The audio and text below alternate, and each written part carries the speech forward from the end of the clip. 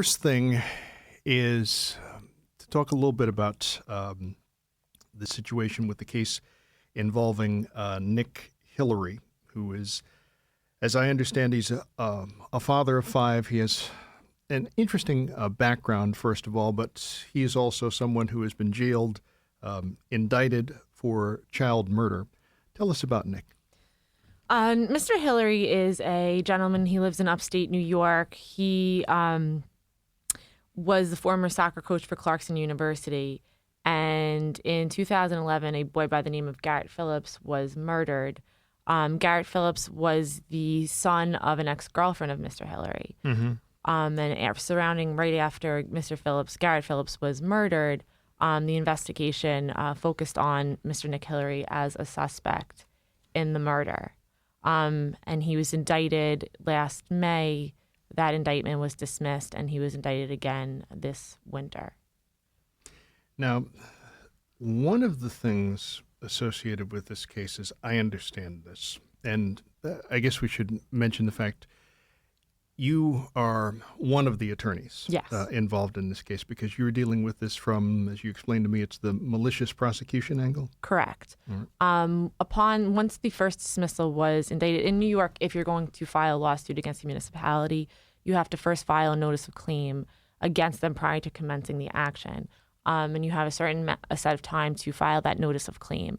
So once the first indictment was dismissed, I filed a notice of claim on Mr. Hillary's behalf. Now, that doesn't mean that a lawsuit was actually commenced. It just puts the municipality on notice that a claim could be coming down the pikes. The other attorney is Mr. Minai Tafari. He handled the federal lawsuit for violations of Nick's civil rights when he was detained without a warrant back in 2011. And then Nick is represented in his criminal case by Ed Narrow and Pete Dumas, who are attorneys up there in St. Lawrence County. All right. Now, there is no physical evidence in this case that links him to this? Correct. The in the federal rights suit, basically what happened is that Mr. Hillary was detained at the Potsdam police station without a warrant. His car was seized, his home was searched, his wallet was taken. So this civil rights suit came out of that. He was detained without a warrant, and so in the course of that case, they engaged in civil discovery. So particularly depositions were taken of the police officers responsible. And one of the police officers was Ed Tischler, who was the lieutenant who was the chief at the time, and Lieutenant Mark Murray, who was responsible for the investigation into Garrett Phillips' death. And under oath, they both testified that although DNA and tissue and hair was found at the scene, it did not match Nick. And that is sworn deposition testimony that was said. Yet he's detained, his car is seized. Right. All of this without the evidence to back this up? Correct. So, basically the detention, I don't know when they actually got the results of the DNA test back, but the detention of Nick occurred 2 days after the murder. At that point, right, they had no physical evidence, basically putting Nick at the crime scene. They had no eyewitnesses, and Nick had 2 alibis. So Nick had gone into the station that morning for some questioning. At some point, he was told that he could not leave, and they kept him there the entire day. And like I said, they had taken his car, they had taken his wallet, they had taken his phone, and warrants were not obtained until much later that afternoon. So, but with respect to the physical evidence, or the lack thereof, the test results, the DNA results, and came back later, and those were not a match for Nick. This type of procedure and all, I'm a layperson in this field, obviously. But to me, this sounds odd. I mean, is this the way things are done there? No, you mean in terms of the police investigation or in terms of Nick's civil suit? I guess I'm probably asking both. I mean, this seems very bizarre. Yeah, it is. It's incredibly bizarre, and that's really what makes the case very interesting. I mean, you have. I'm sure that this happens more often than we realize, where people are detained without warrants or people are detained without evidence. The issue is here, though, is that Mr. Hillary commenced a civil action, which is really unique. I mean, most of the time, people don't do that for a variety of reasons. They don't have counsel to represent them. They don't realize it's an option. And also they're fearful of the system. So I think here, though, that Nick had the benefit of commencing a civil action in which they got to question the police officers involved in the investigation of the murder and in his detention. And under oath, they have to be honest. They have to be truthful. And they were. And so at the time, though, he was not charged with the crime. And that charge didn't come till a couple of years later when the new DA came into office. So it's sort of a perfect storm of information because you have a lot of civil discovery, and now you have this criminal case pending.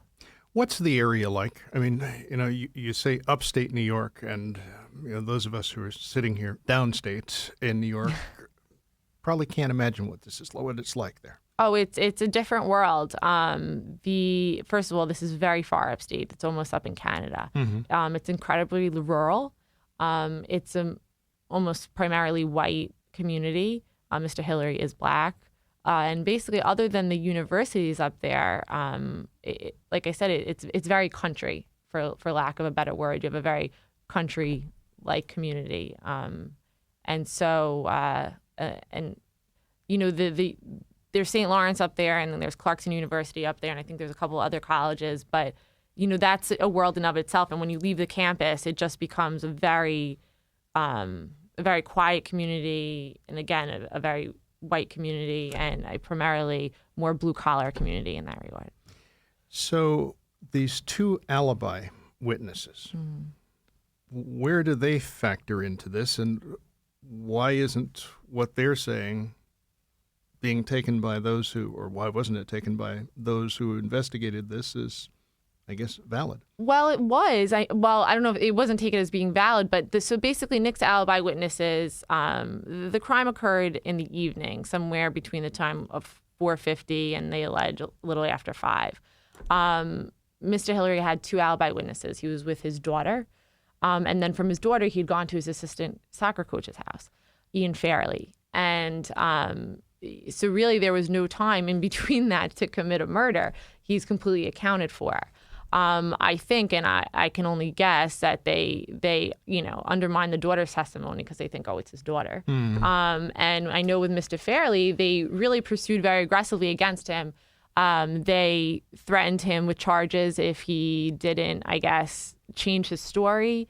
They told him that he was able to change his story if he wanted to. They also, and he was quoted, and if you listen to, there was an article that came out on the NPR up there, and he was speaking, and he basically said that Nick was guilty before he was innocent. And after Mr. Fairley left the area, he was followed basically with Justice for Garrett signs. There's these signs upstate that says Justice for Garrett, and there's a photo of this little boy who was tragically killed. And he accepted another position many miles away. And he shows up, and I believe it was at Buffalo, and he shows up there, and this first day, all of a sudden, Justice for Garrett signs were everywhere. And they were in his local bar. And so basically, I think they attempted to sort of coerce him into backing up from his statement that Nick was with him at the time. When you told us a little bit about Nick's background, I asked you something before we came into the studio here today because I was curious about this. What's his attitude? What's his, I guess, demeanor as all of this is taking place? Nick has remained incredibly calm, incredibly composed, and incredibly hopeful that this will all work out for him. I think, and I was telling you earlier, no one can imagine something like this happening, right? You think the only people that are convicted of crimes are the people who actually do them.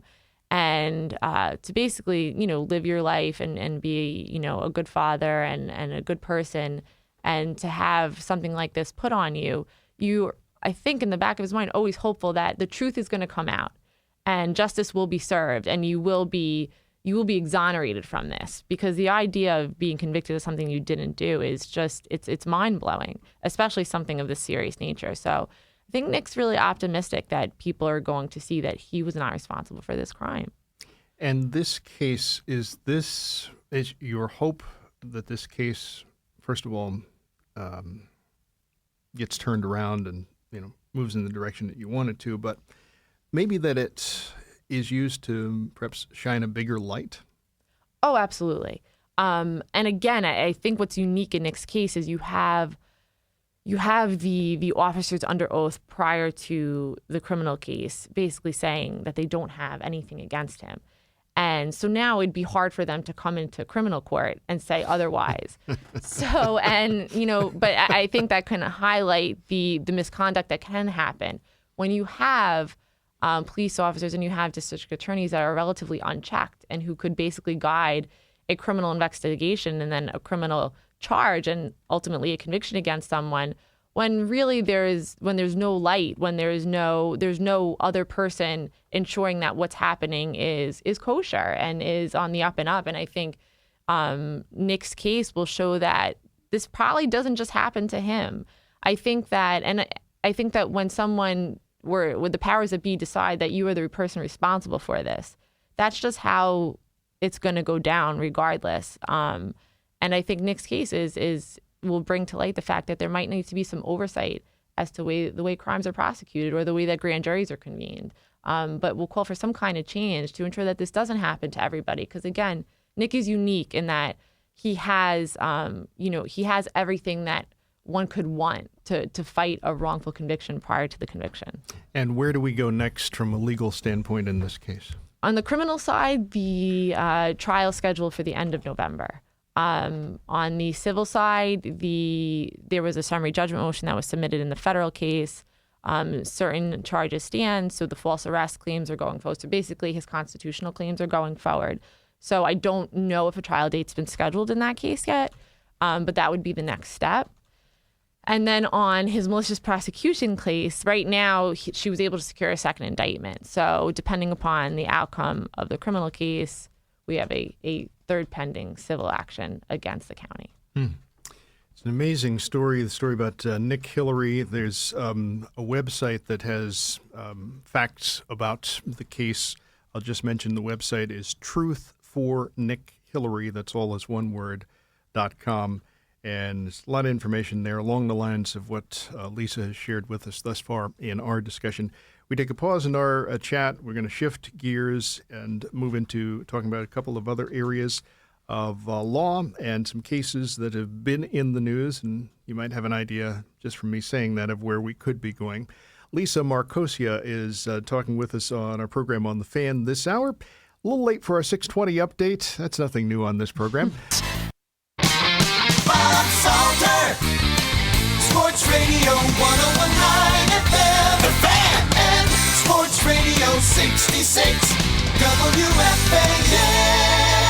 It's Sunday morning.